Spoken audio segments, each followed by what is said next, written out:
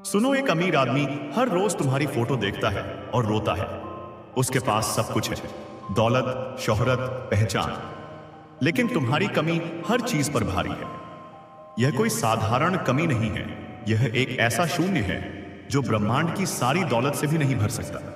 यह एक ऐसी खाई है जिसे समय के महासागर भी पाट नहीं सकते। उसकी दुनिया जो बाहर से सोने और हीरों से जड़ी हुई दिखती है, अंदर से तुम्हारी अनुपस्थिति के अंधकार में डूबी हुई है। वह अपने संगमरमरी महल के सबसे ऊंचे टॉवर के सबसे एकांत कमरे में बैठता है, जहां से पूरा शहर एक खिलौने जैसा दिखता है। पर उसकी नजरें शहर पर नहीं, अपने हाथों में थामी तुम्हारी उसे एक तस्वीर पर टिकी होती है। वह तस्वीर अब सिर्फ कागज का एक टुकड़ा नहीं, बल्कि उसके लिए एक पवित्र रेलिक बन चुकी है। एक ऐसा दरवाजा जो उसे उस दुनिया में ले जाता है जहां तुम थी, जहां जीवन था, जहां सांसों में संगीत था। वो अकेले बैठकर तुम्हारी तस्वीर को निहारता है। यह निहारना कोई आम देखना नहीं है, यह एक पूजा है, एक ध्यान है, एक तपस्या है। वह तुम्हारी आंखों में झांकने की कोशिश करता है, यह जानने के लिए कि क्या उनमें अब भी उसके लिए वही चमक है। वह तुम्हारी मुस्कान के हर मोड़ को अपनी उंगलियों से छूने की कोशिश करता है, उस गर्माहट को महसूस करने के लिए जो कभी उसकी दुनिया को रोशन करती थी। वह तस्वीर के किनारों को ऐसे सहलाता है जैसे वे तुम्हारी नर्म त्वचा हो। हर रोज वह उस तस्वीर में कुछ नया खोजता है, एक भूली हुई याद, एक अनकहा वादा, एक अधूरा सपना। उसकी आंखों में आंसू भर आते हैं। ये आंसू सिर्फ दुहक के नहीं हैं, ये उस बेपनाह मोहब्बत के हैं जो अब बाहर निकलने का कोई और रास्ता नहीं जानती। ये आंसू उन लाखों अनकहे शब्दों का तरल रूप हैं जो उसके हलक में ही अटक कर रह गए हैं। ये उस उम्मीद के हैं जो हर रोज मरती है और हर सुबह फिर से जी उठती है। दिल से सिर्फ तुम्हारा ही नाम निकलता है। जब वह बोलता है तो उसके शब्दों के पीछे तुम्हारा नाम एक अनसुनी प्रतिध्वनि की तरह गूंजता है। जब वह चुप होता है तो उसकी खामोशी तुम्हारा नाम चिल्लाती है। जब वह सोता है तो उसके सपनों में सिर्फ तुम्हारा नाम होता है। जब वह जागता है तो दिन का पहला शब्द और रात का आखिरी ख्याल तुम्हारा नाम होता है। उसने अपने दिल के हर कोने पर तुम्हारा नाम गोदवा लिया है, एक ऐसा नाम जो अब उसकी पहचान बन चुका है। उसकी धड़कनों में सिर्फ तुम्हारा एहसास बचा है। डॉक्टर कहते हैं उसका दिल स्वस्थ है, पर वह जानता है कि यह सिर्फ एक मांसपेशी की तरह काम कर रहा है। उसकी असली धड़कन तो उस दिन रुक गई थी जिस दिन तुम गई थी। अब जो धड़कता है वह सिर्फ एक आदत है, एक मजबूरी है। और हर धड़कन के बीच का जो खालीपन है, जो सन्नाटा है, उस सन्नाटे में तुम्हारा एहसास है। वह एहसास कभी ठंडी हवा के झोंके की तरह उसके गालों को छूता है, कभी बारिश की पहली बूंद की तरह उसकी पलकों को भिगोता है, कभी किसी अजनबी की हंसी में तुम्हारी हंसी की एक झलक दे जाता है। इस वक्त ब्रह्मांड का शक्ति आपके चारों ओर चहल पहल कर रहा है। यह कोई साधारण ऊर्जा नहीं है, यह एक जीवित सांस लेती हुई चेतना है जो उसकी तड़प को महसूस कर रही है। ब्रह्मांड देख रहा है कि कैसे एक इंसान जिसके पास दुनिया की हर खुशी खरीदने की ताकत है, एक अकेली याद के लिए अपनी पूरी सल्तनत लुटाने को तैयार है। ब्रह्मांड उसकी हर आह को, हर आंसू को, हर सिसकी को दर्ज कर रहा है। सितारों की धूल, ग्रहों की चाल, आकाश गंगाओं का नृत्य, सब कुछ उसकी इस एकाकी प्रेम कहानी का गवाह बन रहा है। सुनो, ब्रह्मांड उसके दिल में तुम्हारे लिए ऐसा तूफान चला रहा है जिसे वह रोक नहीं पा रहा। यह तूफान सिर्फ यादों का नहीं है, यह एहसास का, चाहत का और एक पागलपन की हद तक की मोहब्बत का तूफान है। यह तूफान उसके अंदर की हर दीवार को तोड़ रहा है, हर तर्क को बहा ले जा रहा है, हर समझ को डुबो रहा है। वह इस तूफान में एक तिनके की तरह है जो बस तुम्हारी दिशा में बहते जाना चाहता है, चाहे अंजाम कुछ भी हो। इसीलिए इस सच्चाई को अंत तक देखने के लिए कह रहा है, क्योंकि यह कहानी सिर्फ एक आदमी के प्यार की नहीं, बल्कि ब्रह्मांड की उस जिद की है जो दो आत्माओं को अलग करके भी उन्हें एक दूसरे में जीवित रखती है। हर सुबह उठते ही सबसे पहले तुम्हें याद करता है। सूरज की पहली किरण उसके आलीशान कमरे की खिड़की से छनकर जब उसके चेहरे पर पड़ती है तो वह आंखें नहीं खोलता। वह उस रोशनी में तुम्हारा चेहरा तलाशता है। उसे लगता है जैसे सूरज भी उसे यही याद दिलाने आया है कि एक और दिन तुम्हारी गैर मौजूदगी में शुरू हो गया है। उसका दिन अलार्म की घंटी से नहीं, बल्कि दिल में उठने वाली एक गहरी टीस से शुरू होता है। एक ऐसी टीस जिसका नाम तुम हो। वह बिस्तर से उठता है, लेकिन उसकी आत्मा वहीं उन सपनों में रह जाती है जहां तुम उससे मिलने आई थी। हर रात सोते वक्त तुम्हारी तस्वीर से अससी को बात करता है। यह सिर्फ बात करना नहीं होता, यह एक स्वीकारोक्ति होती है। वह उसे अपने पूरे दिन का हाल सुनाता है। कैसे एक बिजनेस डील में उसे तुम्हारी सलाह की कमी खली, कैसे लंच पर उसे अकेलेपन ने काटा, कैसे शाम को सड़क पर चलते हुए उसे लगा कि तुमने पीछे से उसका नाम पुकारा।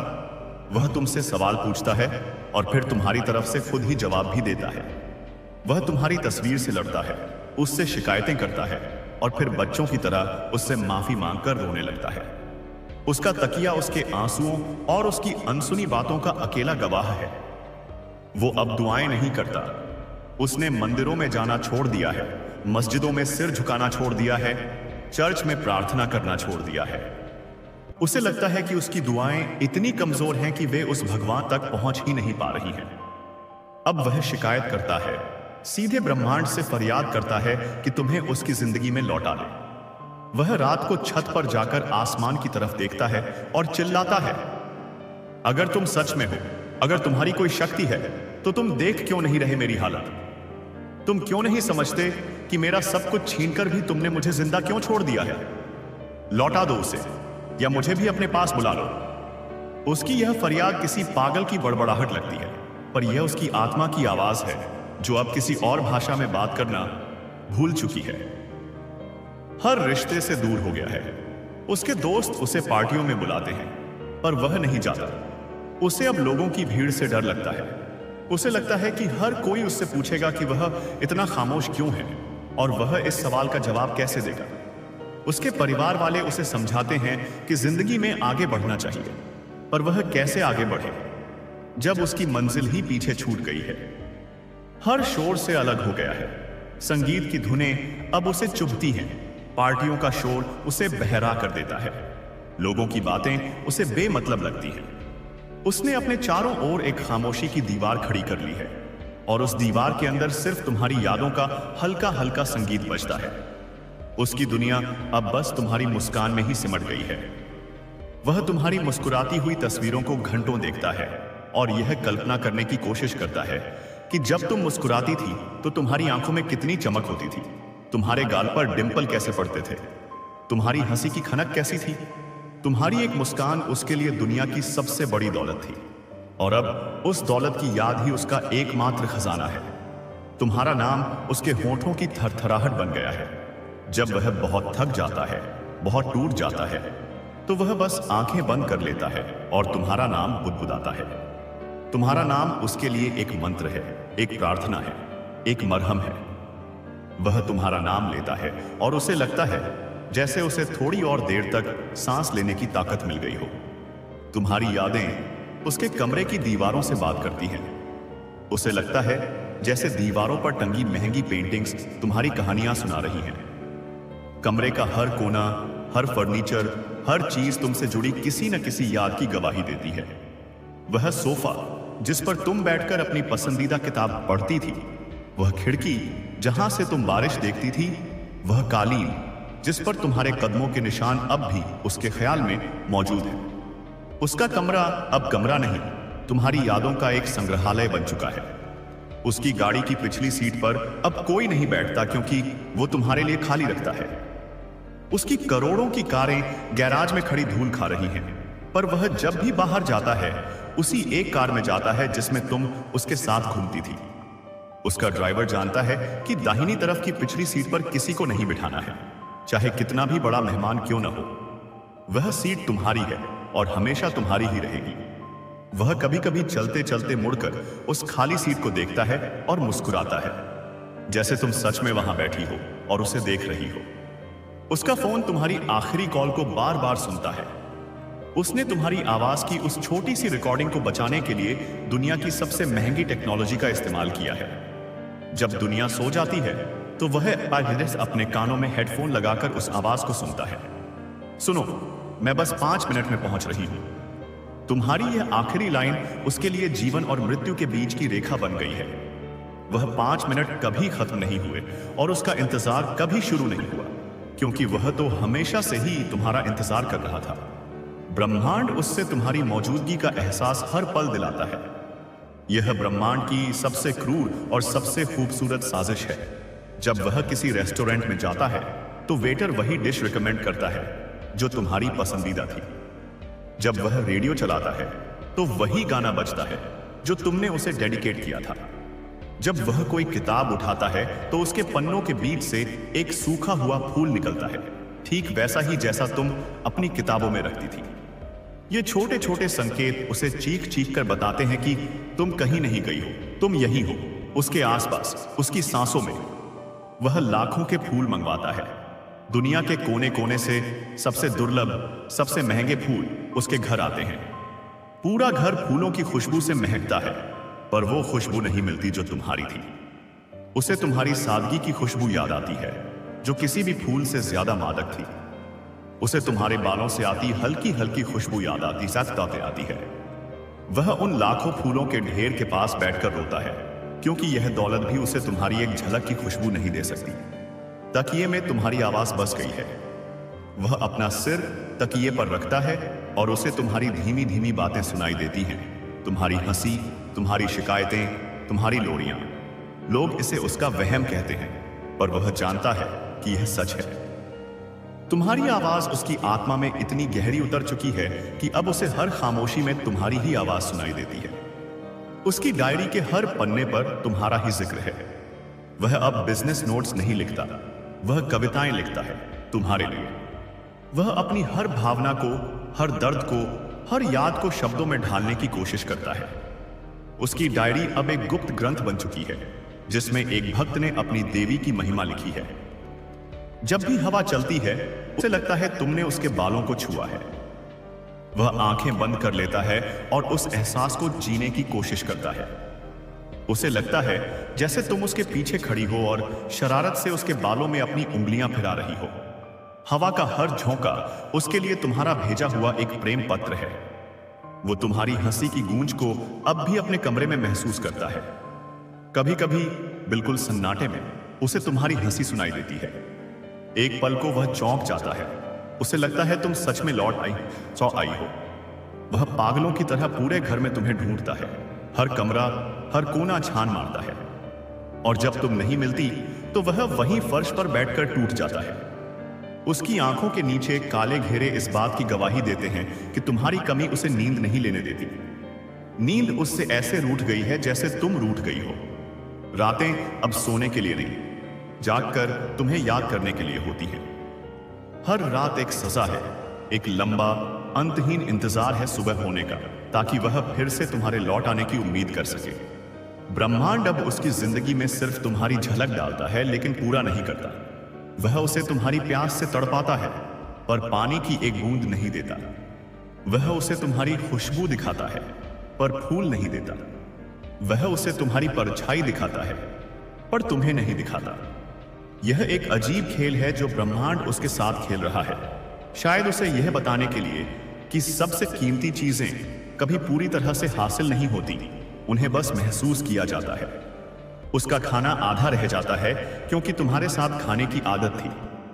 वह दुनिया के सबसे महंगे शेफ से खाना बनवाता है, लेकिन हर निवाला उसके गले में अटकता है। उसे याद आता है कि कैसे तुम उसके लिए अपने हाथों से खाना बनाती थी और कैसे उस सादे से खाने में दुनिया की सारी नेमतें होती थी। उसे याद आता है कि कैसे तुम अपना निवाला छोड़कर पहले उसे खिलाती थी। अब मेज पर सोने चांदी के बर्तन सजे होते हैं, पर खाने वाला अकेला होता है और उसका अकेलापन हर निवाले को बेस्वाद कर देता है। उसके गार्डन के फूल मुरझा जाते हैं क्योंकि तुम्हारे स्पर्श की आदत थी। उसने दुनिया के सबसे अच्छे माली रखे हैं, पर बगीचे में अब वह रौनक नहीं है। उसे लगता है कि फूल भी तुम्हारी कमी महसूस करते हैं। वे भी तुम्हारे स्पर्श के लिए तरसते हैं, तुम्हारी आवाज सुनने के लिए तरसते हैं। तुम्हारे बिना वह बगीचा भी एक खूबसूरत कब्रिस्तान जैसा लगता है। उसकी पसंदीदा फिल्म अब अधूरी लगती है क्योंकि उसमें तुम्हारा चेहरा नहीं होता। वह अपने प्राइवेट होम थिएटर में बैठकर वही फिल्में देखता है जो तुम दोनों साथ देखते थे, पर अब उसे हीरो हीरोइन के डायलॉग नहीं बल्कि तुम्हारे कमेंट्स याद आते हैं।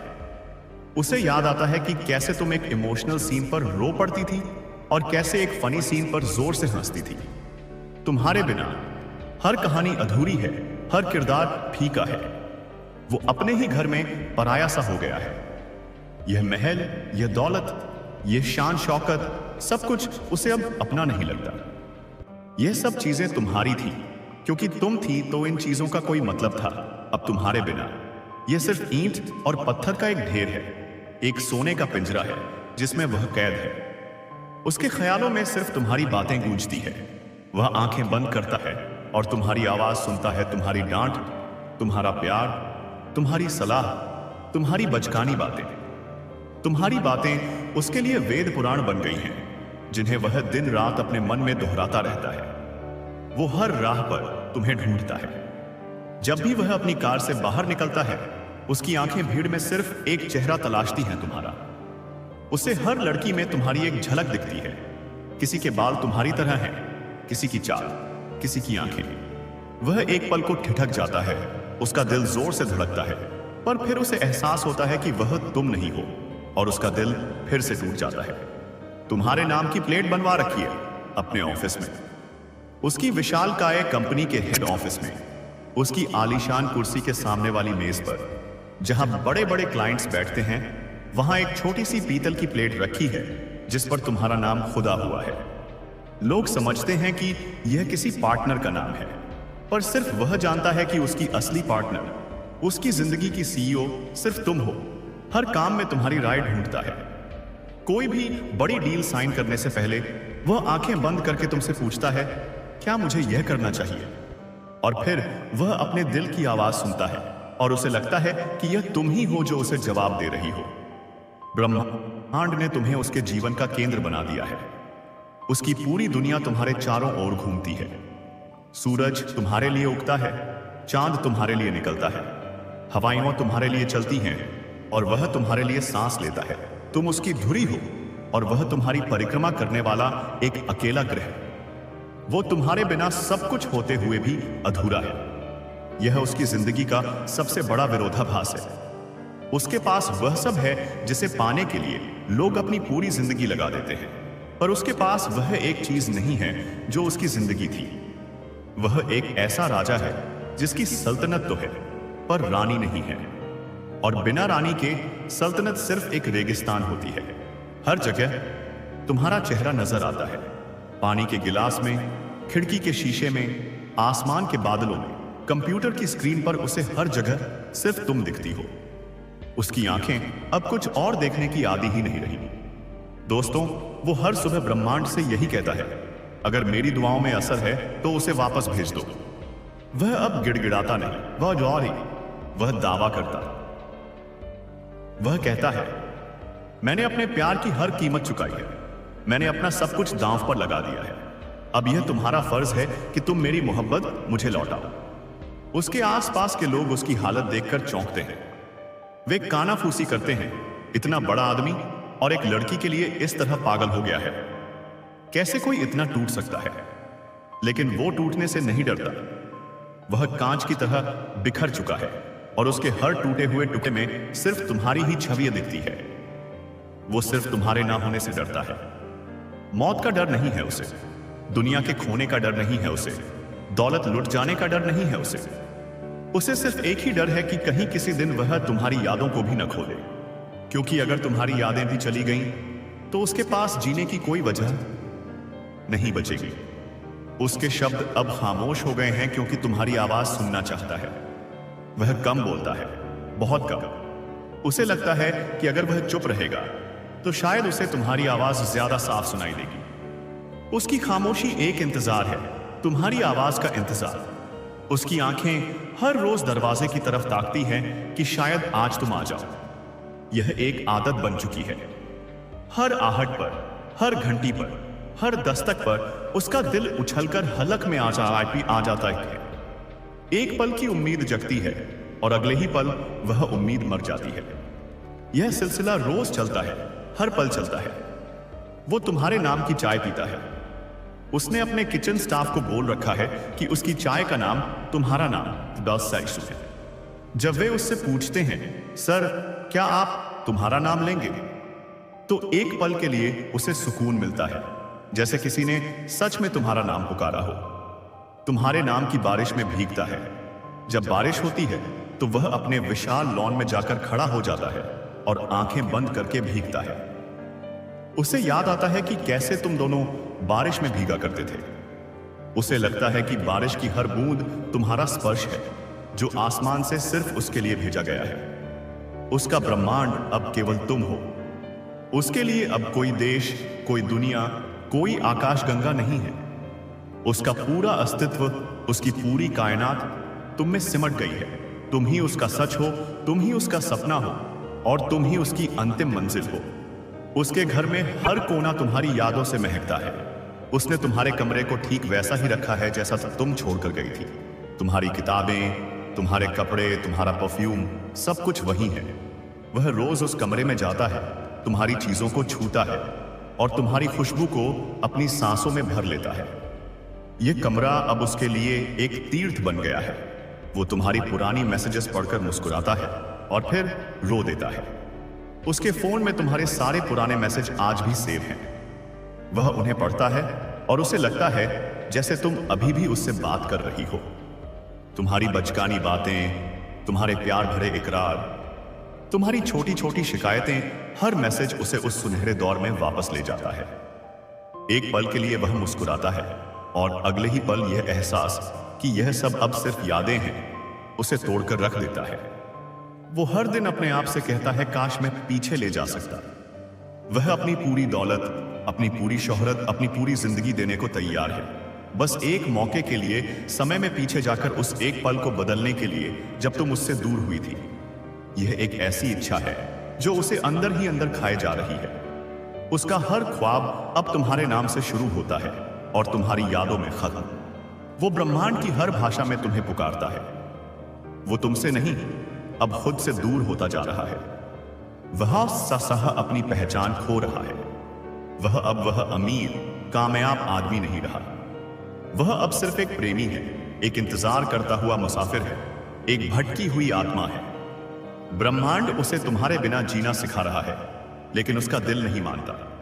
उसका दिमाग शायद यह समझने लगा है कि तुम नहीं आओगी, पर उसका दिल इस सच्चाई को मानने से इनकार करता है।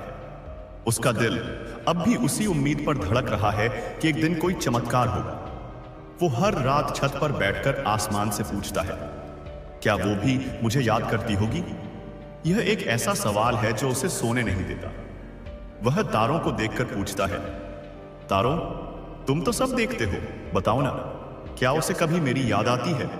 क्या वह भी कभी मेरी तस्वीर देखकर रोती है? क्या उसकी धड़कनों में भी मेरा कोई एहसास बाकी है? उसके जीवन की सारी सफलता अब एक खाली तस्वीर सी लगती है। उसके ऑफिस में लगी बड़ी बड़ी ट्रॉफियां, दीवारों पर टंगी उसकी कामयाबियों की तस्वीरें, सब उसे अब बेमानी लगती हैं। उसे लगता है कि यह सब एक धोखा है, एक छलावा है। उसकी असली कामयाबी तो तुम थी और वह अपनी कामयाबी हार चुका है। वो हर रोज खुद को समझाता है, लेकिन तुम्हारी यादें उसकी आत्मा में बस चुकी हैं। वे उसकी सांसों में हैं, उसकी खून की हर बूंद में हैं। तुम्हारी यादों से छुटकारा पाना उसके लिए अपनी आत्मा से छुटकारा पाने जैसा है, जो नामुमकिन है। ब्रह्मांड उसके आंसुओं को इकट्ठा कर रहा है।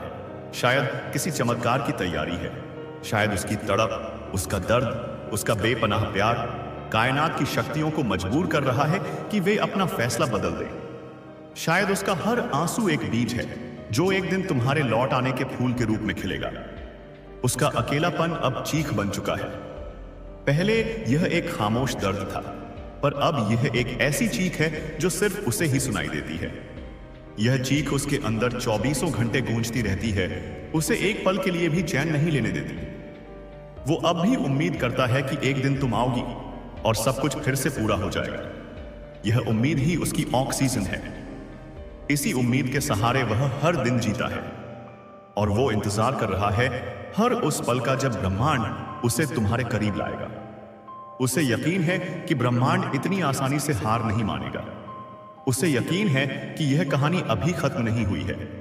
दोस्तों, वो हर सुबह यह सोचकर जीता है कि शायद आज कोई चमत्कार होगा और तुम सामने खड़ी मिलोगी। यह शायद शब्द ही उसकी पूरी जिंदगी का सार बन गया है। उसके पास वक्त की कोई कमी नहीं है, क्योंकि उसने अपनी सारी घड़ियों को उसी दिन पर रोक दिया है जिस दिन तुम उससे जुदा हुई थी।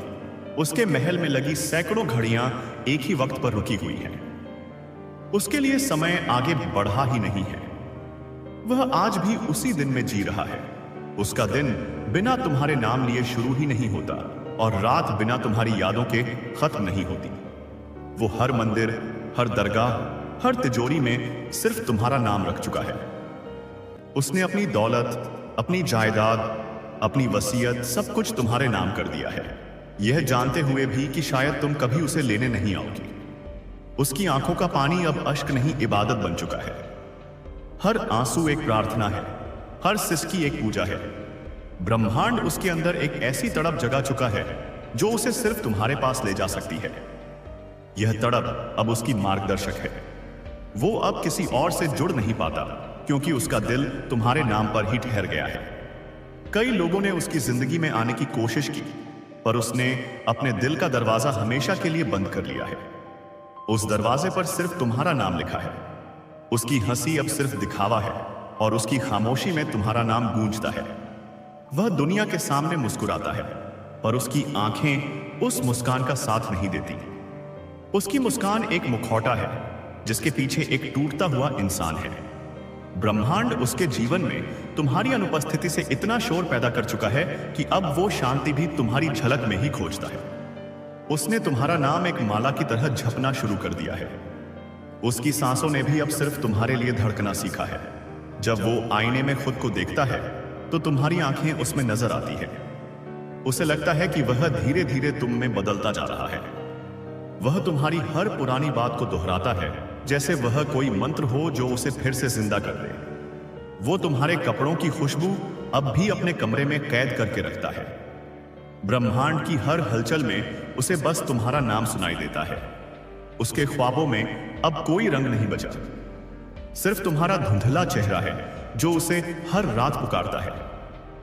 वो हर मौसम में तुम्हारा एहसास ढूंढता है। गर्मी में तुम्हारे छाव की तरह, बारिश में तुम्हारे साथ की तरह, सर्दी में तुम्हारे हाथों की गर्मी की तरह। उसके जीवन की हर कहानी अब तुम्हारे नाम से शुरू और तुम्हारे गुमनाम सन्नाटे पर खत्म होती है। वो लाख कोशिश कर चुका है तुम्हें भूलने की, लेकिन ब्रह्मांड हर बार उसे तुम्हारी यादों में लौटा देता है। उसकी मुस्कान में अब भी वह चमक है जो सिर्फ तुम्हारे सामने थी। वो किसी से नहीं कहता, लेकिन हर दिल की धड़कन में तुम्हारे नाम की आवाज सुनता है। उसका हर काम तुम्हारे लिए होता है, जैसे कि तुम कहीं देख रही हो। वह अब भी उसी रास्ते से गुजरता है जहां कभी तुमने एक बार उसका नाम लिया था। उसके पास अब भी वो गुलाब सूखा पड़ा है जो तुमने कभी दिया था। उसके फोन की गैलरी में अब भी सिर्फ तुम्हारी तस्वीरें हैं और वो हर रोज उन्हें नए नाम देता है। उम्मीद, शायद फिर कभी लौट आओ। वो अब तुम्हारे बिना जीना नहीं सीख रहा, वो तुम्हारे लौट आने तक जीने की प्रैक्टिस कर रहा है। ब्रह्मांड उसके इर्द गिर्द एक ऐसी दुनिया बना रहा है जिसमें सब कुछ है, बस तुम नहीं, और उसे बस वही चाहिए। वो सब छोड़ सकता है, अपने सपने, अपनी पहचान, अपना अतीत और भविष्य, लेकिन तुम्हें नहीं। उसकी आंखें अब सिर्फ एक मंजिल खोजती हैं, वो पल जब तुम कहोगी मैं भी तुम्हें याद करती थी। और उस दिन उसकी सारी टूटन, उसका सारा दर्द, उसकी सारी दुआएं एक मुस्कान में पिघल जाएंगी और ब्रह्मांड भी चैन की सांस लेगा, क्योंकि उसका सबसे बड़ा इंतजार आखिरकार खत्म होगा। दोस्तों, उस दिन से पहले हर एक लम्हा, हर एक सांस बस तुम्हारे नाम पर टिका है। वो आदमी जो सब कुछ होते हुए भी खुद को खो चुका है, अब सिर्फ एक वादा निभा रहा है, तुम्हारे लौटने का इंतजार। वो हर उस मोड़ पर जाता है जहां कभी तुम्हारे कदम पड़े थे, जमीन को छूकर तुम्हारा एहसास समेटता है। जब हवा चलती है तो वह आंखें बंद कर लेता है, जैसे तुम्हारा दुपट्टा फिर से उसके चेहरे को छू रहा हो। वो अब शोर में नहीं जीता, सिर्फ तुम्हारी खामोशी में सांत्वना पाता है। उसकी रातें एक तपस्या बन चुकी हैं और सुबह तुम्हारे नाम की पूजा। अब वो किसी से शिकायत नहीं करता, क्योंकि उसे पता है ब्रह्मांड सब देख रहा है। ब्रह्मांड उसकी तड़प को शब्द दे रहा है, उसकी आंखों को दिशा दे रहा है। वो अब दुआ नहीं करता कि तुम लौट आओ, बल्कि यह प्रार्थना करता है कि तुम जहां भी हो मुस्कुरा रही हो, क्योंकि तुम्हारी खुशी ही उसकी आखिरी सांस तक की आराधना है। वह तुम्हें अब भी हर उस रंग में देखता है जो उसने तुम्हारे साथ जिया था, लाल गुलाब में, हल्की बारिश में, चाय की खुशबू में और पुराने गानों में। वो तुम्हारे नाम की किताबें पढ़ता है, तुम्हारे नाम की तिथियों को कैलेंडर में घेर कर रखता है। जब तुम्हारा जन्मदिन आता है तो एक केक काटता है अकेले बैठकर। उसके मोबाइल में तुम्हारा नंबर अब भी सेव है, लेकिन वह कभी कॉल नहीं करता। बस स्क्रीन पर तुम्हारा नाम देखता है और आंखें नम कर लेता है। उसकी पलकों के नीचे एक दुनिया बसी है जो सिर्फ तुम्हारी है। उसने अब हर खुशी का दरवाजा इससे सब बंद कर दिया है, क्योंकि वह मानता है असली मुस्कान तो तुम्हारे साथ ही जुड़ी थी। ब्रह्मांड उसे हर रोज संकेत देता है, कभी किसी अजनबी की बातों में, कभी अचानक चलती हवा में, कभी किसी पुराने गाने के शब्दों में, कि वो इंतजार अब भी जिंदा है। अब वो खुद से बात करता है, क्या तुम उसे भूल जाओगी? और दिल से आवाज आती है, नहीं, वो ही तो जीने की वजह है। वो मान चुका है कि अगर ब्रह्मांड ने तुम्हें उससे दूर किया है तो एक दिन तुमसे मिलाने के लिए ही किया है, और वो उस दिन का हर पल गिनता है जब तुम्हारी आंखें फिर उसकी आंखों से आंखों से मिलेंगी, जब उसकी हथेली फिर तुम्हारे स्पर्श से थरथराएगी, जब तुम्हारा नाम फिर से उसके होठों से निकलेगा, बिना किसी दर्द के, बिना किसी दूरी के। और उस पल जब तुम लौट आओगी तो उसका टूटा हुआ ब्रह्मांड फिर से एक हो जाएगा, जाएगा। तब तक वो सिर्फ तुम्हारे नाम की सांसें लेता रहेगा।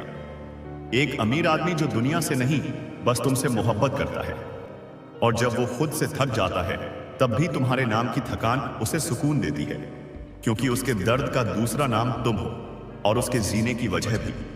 वो जानता है कि यह मोहब्बत अब इश्क से बढ़कर इबादत बन चुकी है, जहां मांगा नहीं जाता, सिर्फ महसूस किया जाता है।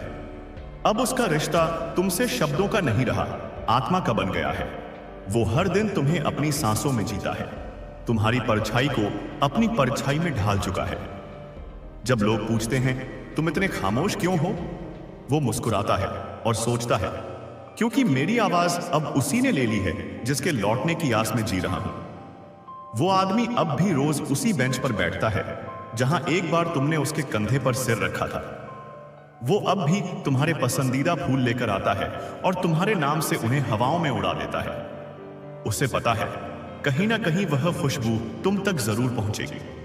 उसकी आंखों में अब भी तुम्हारी वही मासूम हंसी जमी है जो हर तूफान को शांत कर देती थी। वो अब तक तुम्हारे लिए वही कपड़े पहनता है जो तुमने कहा था, इसमें बहुत अच्छे लगते हो। तुम्हारा कहा हर छोटा सा जुमला अब उसके जीवन का नियम बन गया है। ब्रह्मांड ने उसे एक साधक बना दिया है जो तुम्हें पाने के लिए नहीं, तुम्हें महसूस करने के लिए जीता है। वो अब तुम्हारी यादों के मंदिर में दीपक जलाता है और हर जलते दीप से प्रार्थना करता है कि तुम सदा खुश रहो। उसके पास अब कुछ नहीं बचा,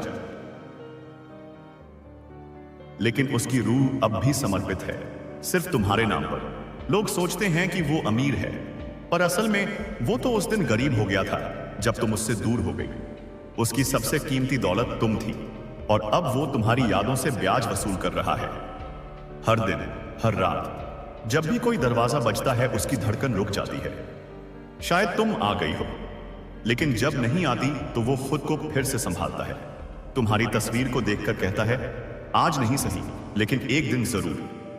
वो उस एक दिन के लिए जिजावा जी रहा है जिसके आने का वादा किसी ने नहीं किया, लेकिन यकीन पूरे ब्रह्मांड ने दिलाया है। और वो आत्मा अब तुम्हारे बिना भी तुम में ही बस चुकी है। हर उस चीज में जहां एक समय तुम्हारी मौजूदगी थी, वो अब भी तुम्हें महसूस करता है। उसका कमरा अब मंदिर बन चुका है जिसमें तुम ही देवी हो। उसका दिल अब एक बंद दरवाजा है जिसकी चाबी सिर्फ तुम्हारे नाम से खुलती है। वो रोज उसी जिंदगी को दोहराता है जिसमें तुम कभी मुस्कुराई थी, हंसी थी, रूठी थी, चुप रही थी और फिर चली गई थी। उसकी दुनिया में अब कोई मौसम नहीं बदलता, क्योंकि उसके लिए हर मौसम में सिर्फ तुम्हारा ही इंतजार होता है।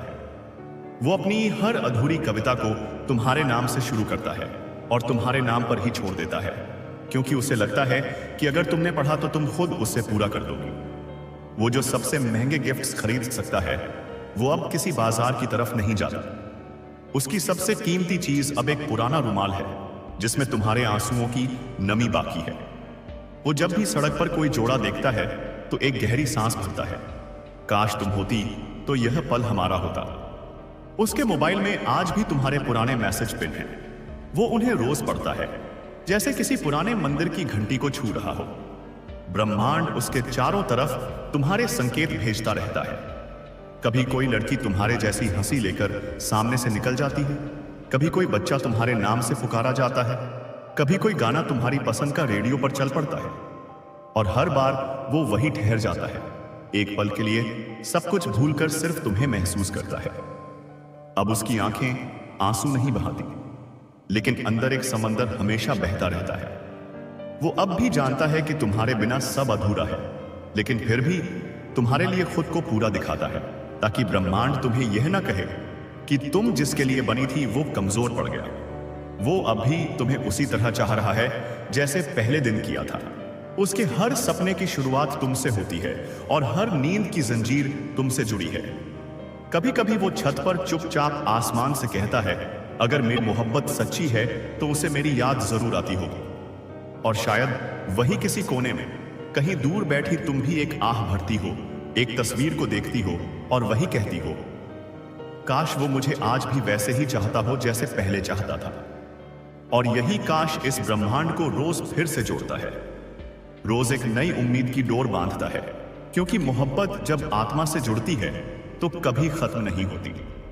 दोस्तों, वो हर सुबह यह सोचकर जीता है कि शायद आज कोई चमत्कार होगा और तुम सामने खड़ी मिलोगी। यह शायद शब्द ही उसकी पूरी जिंदगी का सार बन गया है।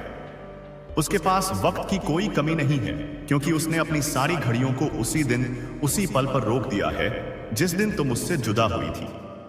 सुबह के 10:17 उसके संगमरमरी महल में लगी सैकड़ों कीमती घड़ियां, दादाजी की प्राचीन ग्रैंडफादर क्लॉक से लेकर उसके हाथ की बेशकीमती स्विस घड़ी तक, सब एक ही वक्त पर खामोश खड़ी रही हैं। उनके पेंडुलम अब नहीं झूलते, उनकी सुइयां अब आगे नहीं बढ़ती। उसके लिए समय आगे बढ़ा ही नहीं है। वह आज भी उसी दिन उसी लम्हे में जी रहा है। उसका दिन बिना तुम्हारे नाम लिए शुरू ही नहीं होता और रात बिना तुम्हारी यादों के अंधेरे में डूबे खत्म नहीं होती। उसने अपना नाम भी बुढ़िया पे भुला पाए बतिया है। लोग उसे मिस्टर विक्रम सिंह राठौर कहते हैं, दुनिया के सबसे सफल उद्योगपतियों में से एक। पर जब वह आईने में देखता है तो उसे कोई विक्रम नहीं दिखता, उसे बस एक खालीपन दिखता है, एक ऐसा आदमी जो अपनी परछाई में किसी और को ढूंढा है। सुबह होती है, नौकर चाकर दबे पांव अपने काम में लगे हैं। वे जानते हैं कि साहब को शोर पसंद नहीं। सबसे वफादार और पुराना नौकर कैलाश उसकी सुबह की कॉफी लेकर कमरे के बाहर खड़ा है। वह 3 बार धीरे से दरवाजा खटखटाता है। यह एक तयशुदा इशारा है। कोई जवाब नहीं आता। कैलाश जानता है साहब जागे हुए हैं, लेकिन अपनी दुनिया में हैं। वह धीरे से दरवाजा खोलकर अंदर आता है। विक्रम खिदधकी के पास खड़ा है, शहर को नहीं बल्कि अनंत आकाश को देख रहा है। उसके हाथ में तुम्हारी वही तस्वीर है। साहब कॉफी। कैलाश की आवाज में दशकों की वफादारी और गहरी चिंता घुली हुई है। विक्रम मुद्दता नहीं, उसकी आवाज एक गहरी गुफा से आती हुई लगती है। कैलाश, क्या आज भी सुबह हुई है? कैलाश का दिल डूब जाता है। यह सवाल वह रोज पूछता है। जी साहब, आज मंगलवार है। मंगलवार? विक्रम धीरे से दोहराता है। उसे मंगलवार का दिन बहुत पसंद था। वह कहती थी, मंगलवार हनुमान जी का दिन है, इस दिन सब मंगल ही मंगल होता है। एक फीकी दर्द भरी मुस्कान उसके होठों पर तैरकर गायब हो जाती है। और मेरा तो सब अमंगल हो गया। कैलाश चुप रहता है। उसके पास कोई जवाब नहीं है। वह कॉफी मेज पर रखकर बिजनेस की कुछ फाइलें आगे बढ़ाता है। साहब, जापान से मिस्टर यामागुची का फोन आया था, नई डील के लिए पूछ रहे थे और बोर्ड मीटिंग। विक्रम हाथ के इशारे से उसे रोक देता है। उनसे कह दो मैं मर गया हूं। साहब, ऐसा न कहें। कैलाश की आंखों में पानी भर आता है। पूरी सल्तनत आपके भरोसे है। सल्तनत? विक्रम पहली बार उसकी तरफ मुद्दता है।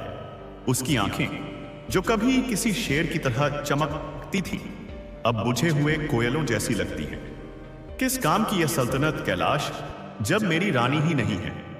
यह सब ले जाओ, यह दौलत, यह शोहरत, यह महल, सब कुछ ले जाओ। बस मुझे वो 5 मिनट लौटा दो, बस वो 5 मिनट जब मैं उसे बचा सकता था। उसकी आवाज टूट जाती है और वह वापस खिददकी की तरफ घूम जाता है। कैलाश जानता है कि अब बात करने का कोई फायदा नहीं। वह चुपचाप कमरे से बाहर निकल जाता है। विक्रम की सल्तनत को संभालने वाला अब कैलाश ही है, एक वफादार सेनापति जो अपने राजा के लौटने का इंतजार कर रहा है। विक्रम अपनी कुर्सी पर बैठता है। यह कुर्सी किसी सिंहासन से कम नहीं है, पर उसे कांटों की सेज जैसी लगती है। वह आंखें बंद करता है और ब्रह्मांड, जो उसकी हर सिसकी का गवाह है, उसे एक बार फिर तुम्हारी यादों के गलियारे में ले जाता है। स्मृति, पहला स्पर्श। वह दिन भी बारिश का था। विक्रम, जो तब सिर्फ विक्रम था, एक नौजवान जो दुनिया जीतने के सपने देख रहा था, अपनी कार के खराब हो जाने की वजह से एक छोटी सी गली में फंस गया था पर मकसद था। बारिश से बचने के लिए वह एक पुरानी किताबों की दुकान में घुस गया। दुकान के अंदर किताबों की, पुराने कागज की और बारिश में भीगी मिट्टी की मिली जुली महक थी। और वहीं किताबों की एक अलीट रैक। अलमारी के पास तुम खड्डी दीदी ही थी, सफेद सलवार कमीज पहने, तुम्हारे भीगे हुए बाल तुम्हारी पीठ पर फैले हुए थे और तुम अपनी उंगलियों से एक किताब के पन्नों को सहला रही थी, जैसे किसी बच्चे के गालों को सहला रही हो। विक्रम तुम्हें देखता ही रह गया। उसने अपनी जिंदगी में हजारों खूबसूरत चेहरे देखे थे, पर तुम्हारे चेहरे पर एक अजीब सी शांति थी, एक सुकून था जो उसने कहीं नहीं देखा था। तुम अचानक पलटी और तुम्हारी नजरें उससे टकराईं। एक पल के लिए समय रुक गया। तुम्हारी बेडधी बड़धी आंखों में एक सवाल था, एक मासूमियत थी। माफ कीजिएगा, विक्रम ने खुद को संभालते हुए कहा। बारिश से बचने? तुम मुस्कुराई और उस एक मुस्कान ने विक्रम की दुनिया बदल दी। बारिश से बचने के लिए किताबों से अच्छी कोई जगह नहीं होती, तुमने कहा। तुम्हारी आवाज किसी सुबह की पहली किरण की तरह उसके कानों में शहद की तरह घुल गई। और भीगने से बचने के लिए भी तुमने अपना दुपट्टा हल्का सा निचोड़ा, जिससे पानी की कुछ बूंदें फर्श पर गिर गईं। विक्रम ने तुम्हारी मदद करने के लिए अपना हाथ बढ़ाया और तभी उसकी उंगलियां तुम्हारी उंगलियों से छू गई। एक बिजली का करंट सा उसके पूरे शरीर में दौड़ ढह गया। वह तुम्हारा पहला स्पर्श था। न उसमें कोई वासना थी, न कोई इरादा। वह बस एक संयोग था, पर उस एक संयोग ने दो आत्माओं को हमेशा के लिए जोड़ दिया था। तुम्हारी त्वचा की नरमी, तुम्हारे हाथ की ठंडक, आज भी इतने सालों बाद विक्रम की उंगलियों में जिंदा है। वह अपनी उंगलियों को देखता है और उसे लगता है जैसे तुम्हारा स्पर्श अब भी वही है। वर्तमान में लौटकर विक्रम की आंखें खुलती हैं। उसके गालों पर आंसू बह रहे हैं। वह उस याद से बाहर नहीं आना चाहता। वह अपनी उंगलियों को अपनी ही हथेली पर फेरता है, उस एहसास को फिर से जीने की कोशिश करता है। ब्रह्मांड, तुम कितने क्रूर हो, वह फुसफुसाता है। तुम मुझे यादें तो देते हो, पर उसे नहीं। अचानक उसके दिमाग में एक ख्याल आता है, एक पागलपन भरा ख्याल। वह इंटरकॉम का बटन दबाता है। कैलाश, मेरे आर्किटेक्ट्स और शहर के सबसे अच्छे कंस्ट्रक्शन वालों को फौरन बुलाओ, अभी, इसी वक्त। पर साहब, किस लिए? मुझे एक कैफे बनवाना है। विक्रम की आवाज में एक अजीब सी दृढ़ता है। नहीं, मुझे एक पूरी गली बनवानी है, हूबहू वैसी ही जैसी वो थी। कैलाश हैरान है, पर वह सवाल नहीं करता। वह जानता है कि साहब का हुक्म पत्थर की लकीर है। उशुक्स ने 1 घंटे के अंदर विक्रम के आलीशान कॉन्फ्रेंस रूम में शहर के सबसे बड़े आर्किटेक्ट और बिल्डर्स बैठे हैं। वे हैरान हैं कि दुनिया के सबसे बड़े बिजनेस टाइकून ने उन्हें इतनी इमरजेंसी में क्यों बुलाया है। विक्रम कमरे में दाखिल होता है। उसके हाथ में एक पुराना मुद्दा तुद्दा कागज है। वह उसे मेज पर फैलाता है। यह एक हाथ से बनाया हुआ नक्शा है। मुझे यह चाहिए, वह कहता है। शहर के बाहर मेरी जो 100 एकड़ डीड है जमीन है, वहां पर मुझे एक पूरी गली चाहिए। एक तरफ पुरानी किताबों की दुकान होगी जिसके ऊपर ज्ञान सागर लिखा होगा। उसके बगल में एक दर्जी की दुकान, फिर एक परचून की दुकान। सामने एक पुराना बरगद का पेड़ ढुआने होगा और गली के नुक्कड़ पर एक छोटा सा कैफे होगा जिसका नाम होगा कैफे मिलानो। आर्किटेक्ट एक दूसरे को देखते हैं। सर, ये तो किसी पुरानी फिल्म का सेट बनाने जैसा है। यह सेट नहीं है, विक्रम गरजता है। यह मेरी दुनिया होगी। मुझे हर चीज वैसी ही चाहिए। किताबों की दुकान में वही महक, कैफे की मेज पर वही खरोंचे, बरगद के पेड़ डह पर वही झूले का निशान। मैं तुम्हें पैसा दूंगा, दुनिया की सबसे अच्छी टेक्नोलॉजी दूंगा। मुझे ये 1 महीने में चाहिए। पर सर, इसका मकसद? एक नौजवान आर्किटेक्ट पूछने की हिम्मत करता है। विक्रम उसकी आंखों में देखता है। मकसद? इसका मकसद है समय को हराना। इसका मकसद है यादों को पत्थर में तराशना। इसका मकसद है एक वादा पूरा करना। उसने तुमसे वादा किया था कि वह एक दिन तुम्हारे लिए एक ऐसी दुनिया बनाएगा जहां सिर्फ तुम और वह होगे। वह तब मजाक था, एक आशिक का ख्वाब था। पर अब यह उसकी जिंदगी का एकमात्र सच है। वह अपने संगमरमरी महल के एकांत टॉवर से उस खाली जमीन को देखता है जहां जल्द ही तुम्हारी यादों का एक शहर बसेगा। वह जानता है कि लोग उसे पागल कहेंगे। कहने दो, उसके लिए अब लोगों की बातों का कोई मतलब नहीं है। उसकी दुनिया का केंद्र, उसकी कायनात का हर नियम अब तुम हो। वह तुम्हारे लिए एक समाधि नहीं, एक जिंदा शहर बना रहा है। एक ऐसा शहर जहां समय 10:17 पर हमेशा के लिए रुका रहेगा, जहां बारिश हमेशा होती रहेगी और जहां किताबों की दुकान में एक लड़धकी हमेशा उसका इंतजार करती मिलेगी। ब्रह्मांड उसकी इस दीवानगी को देख रहा है। सितारे अपनी जगह बदल रहे हैं। हवाएं कुछ अनसुने गीत गा रही हैं। शायद यह विक्रम का पागलपन नहीं है, शायद यह ब्रह्मांड की ही कोई साजिश है। उसे तोड़ने की या उसे तुमसे जोड़ने की यह कोई नहीं जानता। वह तुम्हारी तस्वीर उठाता है और उसे अपने सीने से लगा लेता है। सुनो, वह फुसफुसाता है, मैं तुम्हें वापस ला रहा हूं, हमारी दुनिया में, हमारे समय में। तुम बस इंतजार करना। और उस वीरान जमीन पर जहां कल तक सन्नाटा था, आज रात पहली मशीन की घरघराहट सुनाई देती है। एक पागलपन भरी मोहब्बत की पहली ईंट रखी जा रही है। एक ऐसी कहानी लिखी जा रही है जो समय और मृत्यु की सीमाओं को चुनौती देने वाली है। अध्याय 3, यादों की खुशबू और एक सूखा हुआ फूल। उस प्रोजेक्ट को शुरू हुए 15 दिन बीत चुके हैं। विक्रम का जीवन अब 2 हिस्सों में बंट गया है। एक हिस्सा उसके संगमरमरी महल के उस एकांत कमरे में कटता है जहां वह तुम्हारी तस्वीर से बातें करता है, और दूसरा हिस्सा उस कंस्ट्रक्शन साइट पर जो अब एक छोटा मोटा शहर दिखने लगी है। उसने अपने ऑफिस जाना पूरी तरह से छोड़ दिया। आना सा क्या है? उसकी दुनिया की धुरी अब कैफे मिलानो की नींव के पत्थर और ज्ञान सागर किताबों की दुकान की उठती हुई दीवारें हैं। वह घंटों साइट पर खड़दहा रहता है। धूल, सीमेंट और मशीनों के शोर के बीच वह आंखें बंद करके उस गली की कल्पना करता है। वह मजदूरों को छोटे छोटे निर्देश देता है जो आर्किटेक्ट्स को हैरान कर देते हैं। नहीं, यह ईंट यहां नहीं, इसका रंग थोड़ा ज्यादा लाल है। मुझे वही फीके गेरुए रंग की ईंट चाहिए जो बारिश में भीगकर काली पीढ़ी दिया जाती थी। कैफे की खिदधकी का शीशा इतना साफ क्यों है? इसे थोड़ा धुंधला करो, ऐसा लगना चाहिए जैसे सालों की भाप इस पर जमी हो। किताबों की दुकान के लिए पुरानी किताबें लाओ, कबाधी बाजार से, पुरानी हवेलियों से, कहीं से भी लाओ। मुझे उन किताबों से वही पुरानी गंध चाहिए, तुम्हारी पसंदीदा गंध। उसके लोग उसकी दीवानगी देखकर परेशान हैं, पर उसकी दौलत और ताकत के आगे किसी की कुछ कहने की हिम्मत नहीं होती। वे दुनिया के कोने कोने से उसकी अजीब और गरीब फरमाइशें पूरी कर रहे हैं। इटली के एक गांव से खास तरह की कॉफी बीन्स मंगवाई जा रही हैं, क्योंकि तुमने एक बार कहा था कि कैफे मिलानो में वैसी ही कॉफी मिलती होगी।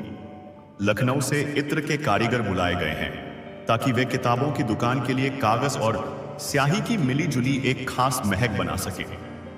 एक शाम जब वह साइट से लौटता है तो कैलाश उसे एक छोटा सा लकड़िद्धी का बक्सा देता है। साहब, आपके पुराने घर से मिला है, सफाई हो रही थी तो सोचा आपको दे दूं। विक्रम उस बक्से को पहचानता है। यह तुम्हारा था, तुम्हारा खजाने का बक्सा, जैसा तुम इसे कहती थी। उसने सालों से इसे नहीं देखा था, शायद देखने की हिम्मत नहीं हुई थी। वह कांपते हाथों से बक्सा खोलता है। अंदर तुम्हारी छोटी छोटी चीजें हैं, कांच की कुछ रंगीन चूड़ियां, समंदर किनारे से उठाए गए कुछ सीप, एक मोरपंख और कुछ पुराने खत जो उसने तुम्हें लिखे थे। और उन सबके नीचे एक डायरी, तुम्हारी डायरी। विक्रम का दिल जोर जोर से धक धकने लगता है। उसने यह डायरी पहले कभी नहीं देखी थी। क्या उसे इसे पढ़ना चाहिए? यह तुम्हारी निजी दुनिया में दखल देने जैसा होगा। पर अब तुम तो थी ही नहीं अपनी निजी दुनिया की रक्षा करने के लिए। वह एक गहरी सांस लेता है और डायरी का पहला पन्ना खोलता है। लिखावट तुम्हारी है, सुंदर, ओस देनाओस, मोतियों जैसी। तारीख 15 जुलाई। आज मैं उससे मिली, किताबों की दुकान में। उसकी आंखों में एक अजीब सी कशिश थी, जैसे कोई भटका हुआ मुसाफिर हो जिसे मंजिल मिल गई हो। वह बहुत अमीर लगता है। उसकी घददी, उसके कप दिद्दे सब चीख चीख कर उसकी दौलत का ऐलान कर रहे थे। पर उसकी आंखें बहुत अकेली थी। मुझे उसके लिए एक अजीब सा अपनापन महसूस हुआ। क्या ऐसा होता है? क्या पहली नजर में किसी के अकेलेपन से मोहब्बत हो सकती है? विक्रम की आंखों से आंसू बहकर डायरी के पन्ने पर गिरते हैं और स्याही को थोड़ा सा फैला देते हैं। तो तुम भी वही महसूस कर रही थी? वह पन्ने पलटता जाता है। हर पन्ने पर उसकी और तुम्हारी मुलाकातों का जिक्र है। तुम्हारी छोटी छोटी खुशियां, तुम्हारी शिकायतें, तुम्हारे सपने। एक पन्ने पर आकर वह रुक जाता है। तारीख 22 सितंबर। आज विक्रम ने मुझसे कहा कि वह मेरे लिए एक दुनिया बनाएगा, हमारी अपनी दुनिया, जहां किसी और की इजाजत नहीं होगी। मैंने हंसकर टाल दिया, पर मैं जानती हूं वह कुछ भी कर सकता है। पर मुझे उसकी बनाई दौलत की दुनिया नहीं चाहिए। मुझे तो बस वो किताबों की दुकान, वो बारिश और उसका साथ चाहिए। मैंने आज अपनी सबसे पसंदीदा किताब love in the time of cholera में एक गुलाब का फूल रखा है। जब वह मुझे मिल जाएगा पूरी तरह से, तब मैं उसे यह फूल दूंगी। यह मेरे इंतजार का प्रतीक होगा। विक्रम का पूरा शरीर कांपने लगता है। गुलाब का फूल, इंतजार का प्रतीक। वह पागलों की तरह अपने कमरे की लाइब्रेरी की तरफ भागता है। तुम्हारी सारी किताबें उसने वैसे ही सहेज कर रखी हैं। वह एक एक करके किताबें निकालता है, उनके पन्ने पलटता है। उसका दिल बैठा जा रहा है। शायद फूल कहीं गिर गया हो, शायद दीमकों ने खा लिया हो। और फिर उसे वह किताब मिलती है, love in the time of cholera. वह कांपते हाथों से उसे खोलता है और बीच के एक पन्ने पर एक सूखा हुआ, मुरझाया हुआ गुलाब का फूल रखा है। उसकी पंखुदियां नाजुक होकर कागज जैसी हो गई हैं, पर वह अब भी गुलाब है। विक्रम उस सूखे फूल को अपनी हथेली पर रखता है। यह सिर्फ एक फूल नहीं है, यह तुम्हारा इंतजार है, तुम्हारा अनकहा इकरार है, तुम्हारा वो वादा है जो तुम उससे कभी दे नहीं पाई। वह उस फूल को अपनी आंखों से लगाता है और बच्चों की तरह फूट फूट कर रोने लगता है।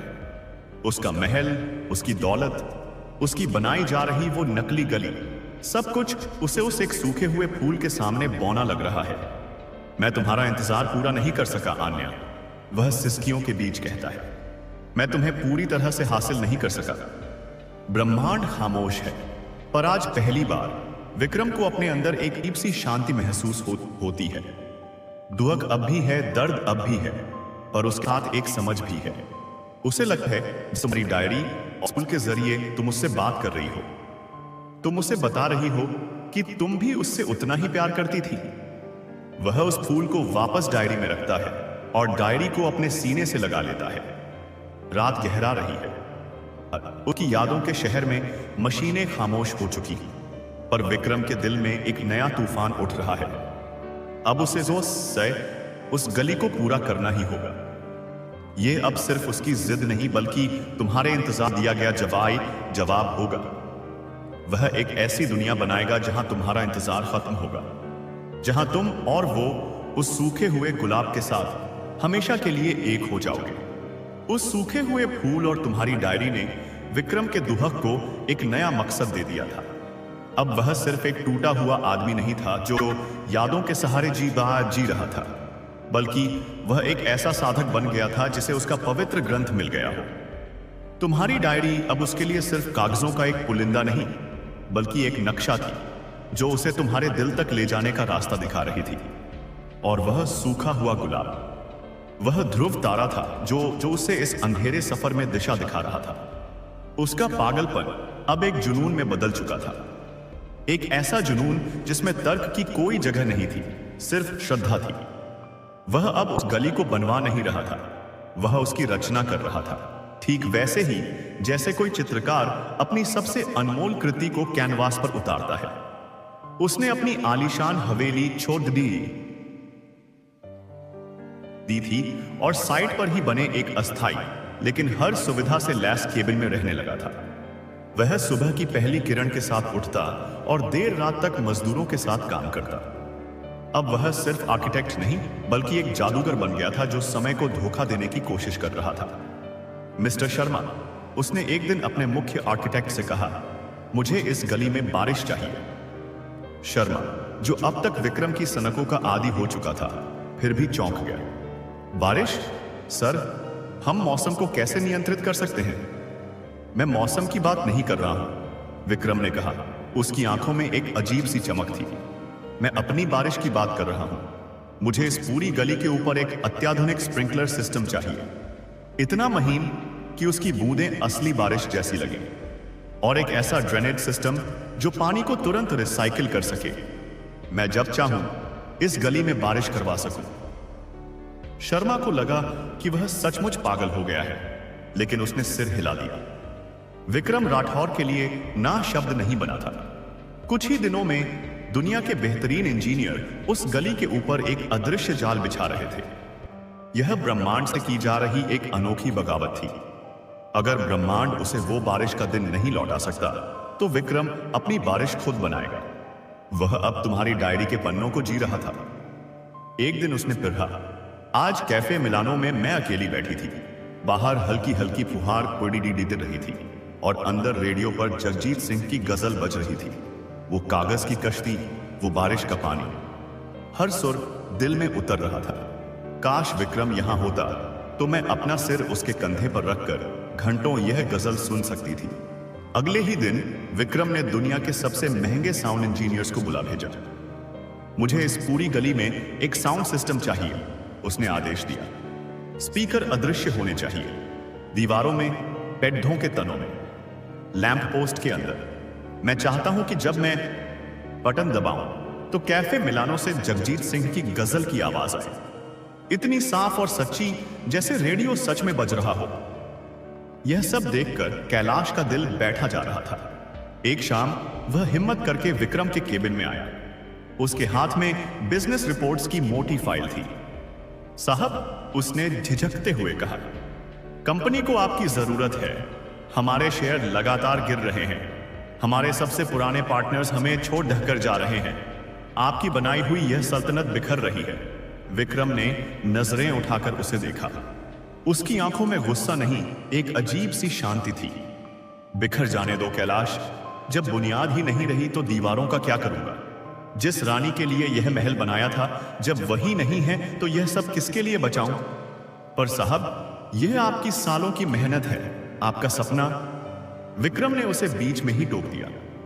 मेरा सपना बिजनेस एम्पायर खरीदा करना कभी था ही नहीं कैलाश। मेरा सपना तो उस छोटी सी किताबों की दुकान में पूरा हो गया था जब मैंने उसे पहली बार देखा था। बाकी सब तो बस उस सपने तक पहुंचने का रास्ता था, एक भटकाव था। अब मैं सही रास्ते पर हूं। मैं अपना असली घर बना रहा हूं। कैलाश की आंखों में आंसू थे। लोग आपको पागल कह रहे हैं साहब। विक्रम पहली बार मुस्कुराया, एक सच्ची गहरी मुस्कान। पागल? हाँ, मैं पागल हूं, पर कम से कम मैं किसी के लिए तो पागल हूं। उन लोगों का क्या जो किसी के लिए पागल होने की हद तक मोहब्बत ही नहीं कर पाए?